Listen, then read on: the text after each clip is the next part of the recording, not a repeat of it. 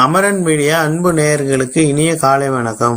முதலாவதா குவைத்தோட தினார் ரேட்டை பார்த்துலாம் வாங்க. ஒரு குவைத் தினார் இந்தியாவின் மதிப்பு 279 ரூபாயாகவும், ஒரு குவைத் தினார் இலங்கையின் மதிப்பு 975 ரூபாயாகவும் உள்ளது. இது அல்முலா எக்ஸ்சேஞ்சோட ஆன்லைன் ரேட் ஆகும். அடுத்தபடி வாங்க குவைத்தோட தங்க விலையை பார்த்துடலாம். 1 கிராம் 24 கேரட் தூய தங்கத்தின் விலை 32 தினார் 473 ஃபீல்ஸ் ஆகவும், 1 கிராம் 22 கேரட் தூய தங்கத்தின் விலை 29 தினார் 778 ஃபீல்ஸ் ஆகவும், 1 கிராம் 21 கேரட் தூய தங்கத்தின் விலை 28 தினார் 415 ஃபீல்ஸ் ஆகவும், 1 கிராம் 18 கேரட் தூய தங்கத்தின் விலை 24 தினார் 356 ஃபீல்ஸ் ஆகவும் உள்ளது. அடுத்ததான் வாங்க குவைத் செய்திகளுக்குள்ள பெல். அதுக்கு முன்னாடி நம்ம சேனல் சப்ஸ்கிரைப் பண்ணாதவங்க சப்ஸ்கிரைப் பண்ணுவாங்க. பக்கத்தில் இருக்க பெல் ஐக்கானே கிளிக் பண்ணிடுங்க.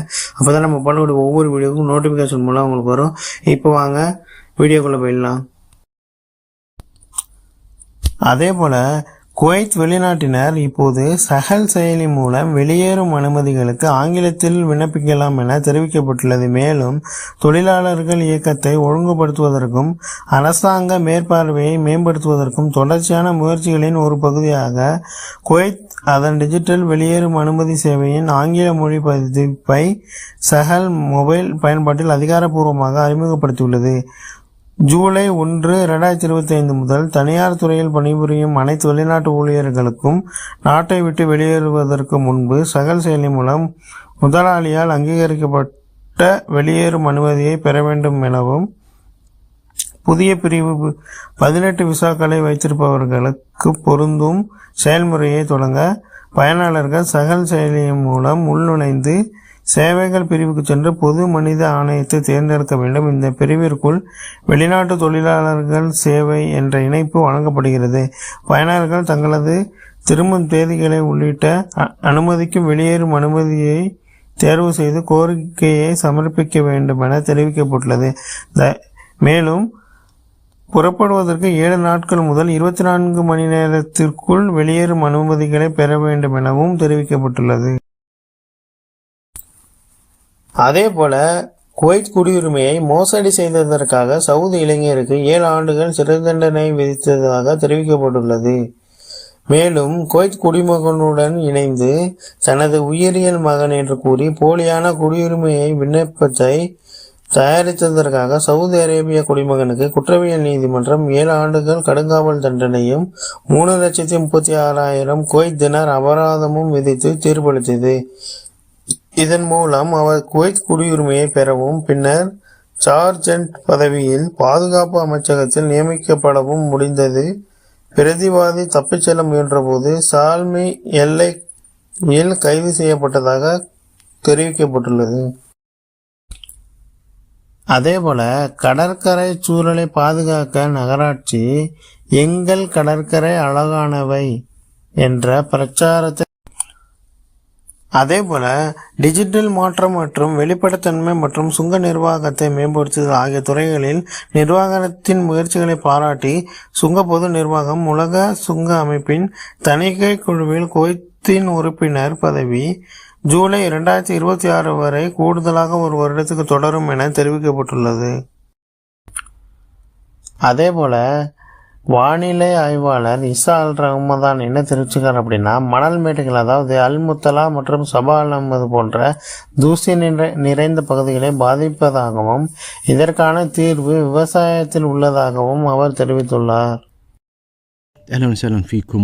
والشرح بالنسبة للمناطق التي تتأثر في الغبار وبشكل كبير خلال فترة الصيف وخلال الفترات الأخرى، حيث تتميز المناطق الصحراوية في الكويت بكميات كبيرة من الرمال المتفككة بسبب قلة الزراعة وتماسك التربة، وخاصة تعتمد هذه التربة على النباتات الحولية والأمطار الموسمية، فترات اللي هو الشتاء وفترة الربيع وكذلك جزء من فصل الخريف.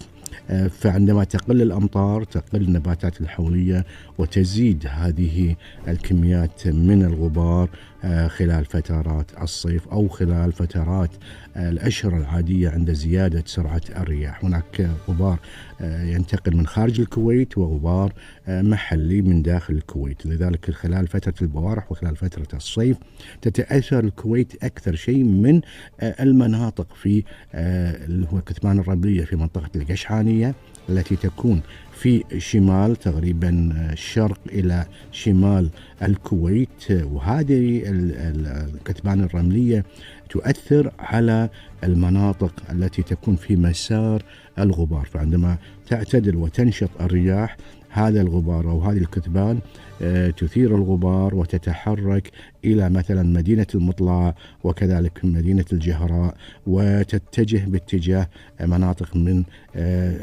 مدن وضواحي دولة الكويت. وهناك التأثير الآخر على مدينة صباح الأحمد، حيث منطقة الكثبان الرملية في منطقة الهويملية في المنطقة الشمالية الغربية، وهو كذلك مصدر رئيسي للكثبان الرملية وكذلك الغبار المثار عندما تشتد وتنشط رياح البوارح خلال فصل الشتاء. وعندما تتخطى هذه المنطقة نرى أن الرؤية تكون أفضل، أو عندما نكون قبل هذه المنطقة فنرى أن الرؤية أفضل. فأي مناطق سكنية تكون في مسار هذه الكثبان الرملية سواء قشعانية أو في المنطقة الشمالية الغربية من الهويملية أو مثل ما يسمونها في خبار العوازم، هذه المناطق هي كثبان رملية تؤثر على مدينة صباح الأحمد وغيرها. ونستطيع أن نحد بالغبار عندما نثبت اللي هي بشكل أكبر هذه الكثبان الرملية بالزراعة أو بمواد تكون صديقة للبيئة، ونخفف من تأثير وزيادة الغبار خلال فترات النشاط أو خلال فترات المواسم التي تزداد فيها الرياح. ونفس الشيء بالزراعة حول المناطق السكنية، فلا نبني المناطق إلا من بعد ما نهيئ الأسوار اللي هي تكون كغابات حول المدن سواء خارجها وداخلها، ومن ثم نقلل من تأثير هذه العواصف والرمال المتحركة. لذلك نرى أن المناطق اللي قريبة عن مناطق هذه الكثبان تتأثر برمال تكون ثقيلة، لأن الحويبات الكبيرة تكون بالنسبة لمناطق الكويت تكون تقريبا أكثر من 10 يسمونها PPM اللي هو حجم المايكرون أكثر من 10 مايكرون، وكذلك تكون ثقيلة فتكون قريبة عن السطح، غير الغبار الخفيف الذي يأتينا أحيانا من خارج فيكون معلق ويكون في مناطق تقريبا ارتفاعات تزيد عن 1000 إلى 2000 و3000 قدم عن سطح الأرض. فالحل بالزراعة. அதேபோல குவைத்தின் நன்கொடைகளை அங்கீகரிக்கும் விதமாக கஜகஸ்தான் தனது 500 ரியால் ரூபாய் நோட்டில் குவைத் கோபுரங்களை அச்சிட்டதாக தெரிவிக்கப்பட்டுள்ளது. அதேபோல டிஜிட்டல் மாற்றம் மற்றும் வெளிப்படைத்தன்மை மற்றும் சுங்க நிர்வாகத்தை மேம்படுத்துதல் ஆகிய துறைகளில் நிர்வாகத்தின் முயற்சிகளை பாராட்டி சுங்க பொது நிர்வாகம் உலக சுங்க அமைப்பின் தணிக்கை குழுவில் குவைத்தின் உறுப்பினர் பதவி ஜூலை 2026 வரை கூடுதலாக ஒரு வருடத்துக்கு தொடரும் என தெரிவிக்கப்பட்டுள்ளது. அதேபோல முழு சுமையுடன் சலவை இயந்திரத்தை அதாவது வாஷிங் மிஷினை பயன்படுத்துவதன் மூலம் 30% வரை மின்சார நுகர்வு குறைவதாக தெரிவிக்கப்பட்டுள்ளது. அதேபோல எதிர்வரும் நாட்களில் வெப்பநிலை மிகவும் அதிகமாக காணப்படும் எனவும் அது 47 டிகிரி செல்சியஸை எட்டக்கூடும் எனவும் தெரிவிக்கப்பட்டுள்ளது. மேலும் வீட்டிலேயே இருக்கவும் வெளிப்புற நடவடிக்கையை பகல் நேரங்களில் தவிர்க்கவும் என அதிகாரிகளால் கேட்டுக்கொள்ளப்பட்டுள்ளது.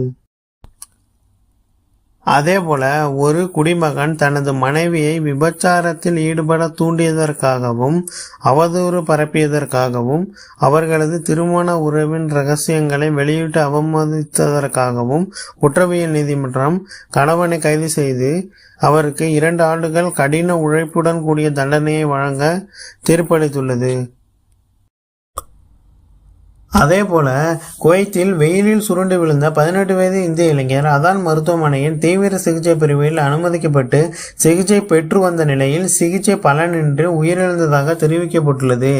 மேலும் இவர் பானுதாஸ் மற்றும் துளசி தம்பதிகளின் மகன் பிருத்துவி என்ற இளைஞனே உயிரிழந்ததாகவும் இவர் கடந்த வாரம் புதன்கிழமை வெயிலில் நடந்து செல்லும் போது மயங்கி விழுந்ததாகவும் ஆபத்தான நிலையில் ஆதான் மருத்துவமனையில் தீவிர சிகிச்சை பிரிவில் அனுமதிக்கப்பட்டதாகவும் இதனை அடுத்து அங்கு தீவிர சிகிச்சை பெற்று வந்த நிலையில் நேற்று தினம் அதாவது வியாழக்கிழமை கடந்த வாரம் வியாழக்கிழமை 26/6/2025 இரவு சிகிச்சை பலனின்றி உயிரிழந்தார் எனவும் தெரிவிக்கப்பட்டுள்ளது. அடுத்ததா அமெரிக்க செய்தி பார்க்கலாம் வாங்க. சட்டத்தை மீறினால் கிரீன் கார்டு மற்றும் விசா ரத்து செய்யப்படுவதாக தெரிவிக்கப்பட்டுள்ளது. மேலும் வெளிநாட்டினர் சட்டத்தை மீறினால் கிரீன் கார்டு மற்றும் விசா ரத்து செய்யப்படும் என்று அமெரிக்கா எச்சரித்துள்ளது. பயங்கரவாத நடவடிக்கைகளுக்கு ஆதரவு போன்ற தீவிர குற்றங்களில் குற்றவாளிகள் என நிரூபிக்கப்பட்டால் தண்டனை நிச்சயம் என தெரிவிக்கப்பட்டுள்ளது. அதே போல் இந்திய செய்தி பார்க்கலாம் வாங்க. விவசாய நோக்கங்களுக்காக பயன்படுத்தப்படும் தண்ணீருக்கு வரி விதிக்க மத்திய அரசு திட்டமிட்டுள்ளதாக பரவும் சமூக ஊடக பதிவுகள் முற்றிலும் தவறானது என மத்திய அரசு தெரிவித்துள்ளது. அதே போல அகமதாபாத்தில் விமான விபத்து நிகழ்ந்த சில நாட்களிலேயே ஏர் இந்தியா ஊழியர்கள் பார்ட்டி வைத்து உற்சாக நடனமாடியதால் குருகிராம் அலுவலகத்தில் பணியாற்றி வந்த உயர் அதிகாரிகள் 4 பேரை பணியில் இருந்து விடுவித்ததாக ஏர் இந்தியா நிறுவனம் அறிவித்துள்ளது. அதேபோல நேற்றைய தினம் சென்னையில் விமான விபத்து மீட்பு பணிகளுக்கான ஒத்திகை நடைபெற்றதாக தெரிவிக்கப்பட்டுள்ளது. இதுக்கு முன்னால் வரக்கூடிய வீடியோ பாருங்க, உங்களுக்கே தெரியும்.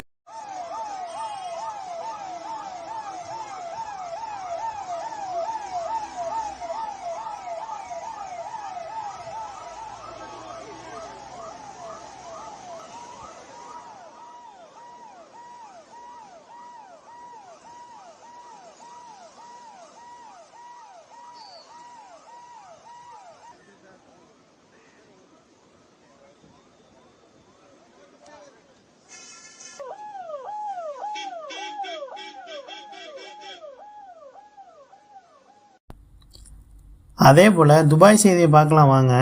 தான் சென்ற உணவகத்தில் மதிய உணவு சாப்பிட்ட அனைவருக்கும் சேர்த்து பணம் செலுத்திய துபாய் பட்டத்து இளவரசரான ஷேக் ஹம்தான் பின் முகமது பின் ரஷீத் அல் மஹதூம் மொத்த பில் தொகை இந்திய மதிப்புக்கு சுமார் 7 லட்சம் இருக்கும் என்று உணவு சாப்பிட்டவர் கருத்து தெரிவித்ததாக தெரிவிக்கப்பட்டுள்ளது.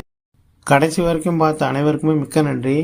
உங்கள் நண்பர்கள் அனைவருக்கும் ஷேர் பண்ணுங்கள், லைக் பண்ணுங்கள், கமெண்ட் பண்ணுங்கள், மறக்காமல் சப்ஸ்கிரைப் பண்ணிவிடுங்க.